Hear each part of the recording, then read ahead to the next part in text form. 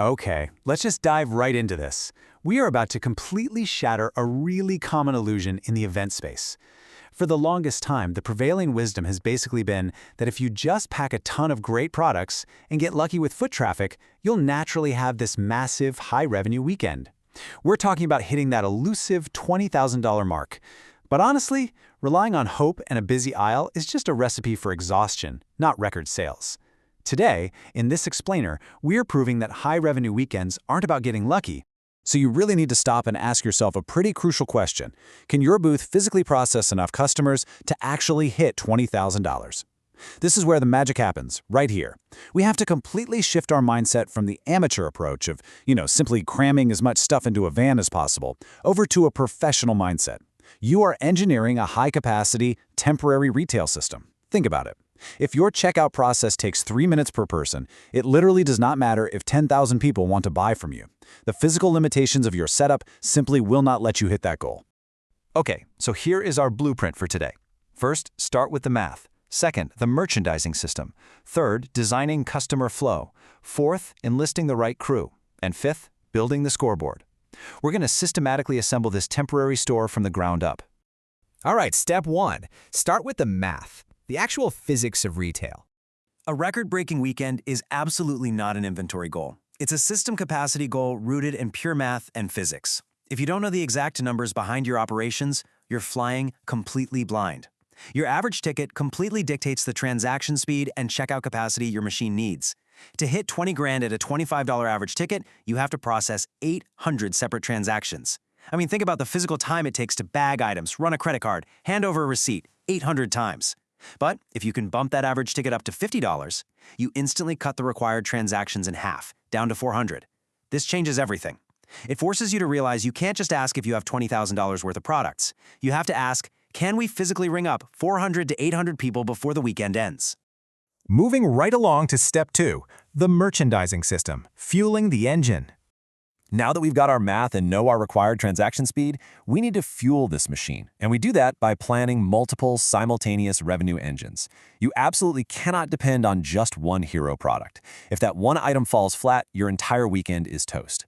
Instead, you need a wide base of easy entry impulse products for frequent, fast transactions. You need a strong middle tier of giftable products to pull that average ticket up.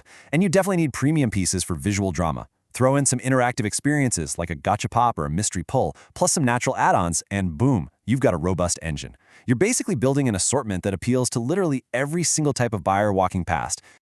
But to make those engines actually work, your display density has to change based on the price. For your lower-priced products, display them with absolute visual abundance. Shoppers love choice. A full bin just invites them to dig right in. But for your premium products, display fewer units. Give them breathing room. This creates a sense of rarity, aspiration, and frankly, a bit of FOMO. If you treat a $50 premium item exactly like a $5 sticker, you immediately devalue it. Using this kind of contrast keeps your space from feeling visually flat, or worse, looking like a crowded storage unit. So how do we intentionally raise that average ticket without it ever feeling like a hard sell? You use natural product ladders. It's all about providing the logical next step. A customer tries something small, decides to collect it, and eventually upgrades to a premium piece. Or maybe they buy a mystery purchase, reveal what they got, and then naturally want an add-on that complements it to complete a set. Every single add-on should just feel like the next exciting chapter in their shopping experience. To pull this off, though, you have to follow one golden rule. You need to think in 90-day production windows, not emergency print queues. A $20,000 weekend literally cannot be produced the week before. High-velocity items require constant replenishment and quarters of planning. If you're scrambling to create inventory 3 days before the doors open, your system is already breaking down. All right, step three, designing customer flow, the physical architecture. A high-capacity system avoids dead ends and bottlenecks at all costs. By mapping out the customer's physical journey, just like a true retail store, shoppers can enter, browse, upgrade, and pay without crossing against the flow of new traffic. First up, you have the stop zone. That's your visual hook to make them hit the brakes. Then, the discovery zone with tactile, high-variety items. Next, story zones and the premium zone for those high-value pieces. And finally, the experience and checkout zones. You are physically directing the current of the crowd so your checkout never gets blocked by people who are just window shopping. I really want to highlight story zones for a second. Instead of laying out a giant, confusing mixed catalog, try creating themed assortments. We're talking cute horror, dragons, seasonal themes. Things that build mini-worlds inside your larger brand. Theming multiplies your stopping power because it gives every single area a visual reason to exist. The customer understands the story in seconds. Remember, a confused mind walks away, but a captivated mind stops to explore. When you're organizing all this space, remember this absolute rule. Display space sells, but backstock space replenishes. Do not put every single unit you own out on the tables. Use dense refill packs behind the scenes so your setup never visibly collapses after a massive first hour of sales. If things look picked over and empty by noon on Saturday, you are actively losing money. Keep it looking lush by treating display and backstock as two totally separate operational functions. Okay, step 4. Enlisting the right crew to power the machine. Hitting this level of revenue is absolutely a team sport. You need the right human fuel to keep the machine running perfectly. Now, you might not need a separate person for every single one of these roles. Maybe your floor lead also jumps in to run the interactive stations. But every critical task has to be distinctly owned by someone. You need a floor lead watching traffic and solving problems, a storyteller engaging shoppers, a checkout person wholly dedicated to fast, accurate transactions, and a replenishment runner so your sales staff never, ever have to abandon a customer just to dig through boxes. If everyone tries to do everything all at once, chaos ensues, and your transaction capacity drops to 0. And hey, your human talent isn't just for running operations. Maker technology scales the output, sure, but human creativity keeps the assortment actually worth stopping for. You can use your team's talent to creatively expand your inventory, maybe collaborating with licensed artists and internal designers to build distinct collections.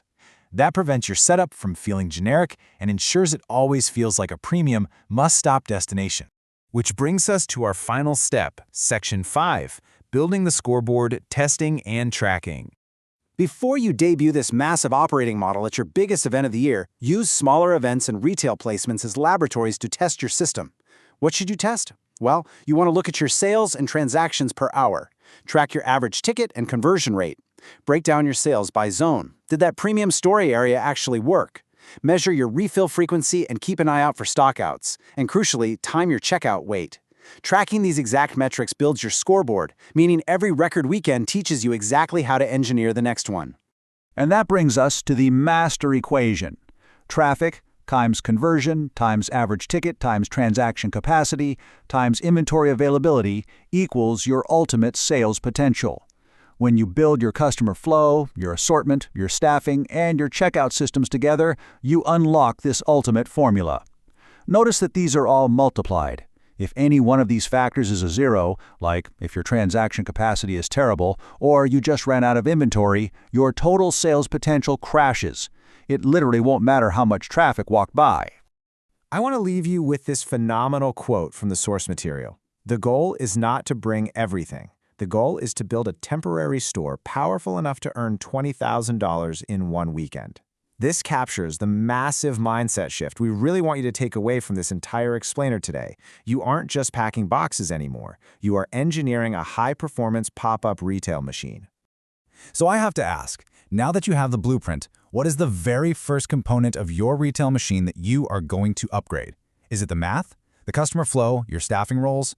Challenge yourself to look at your next event not just as a folding table, but as a high-performance engine just waiting to be built.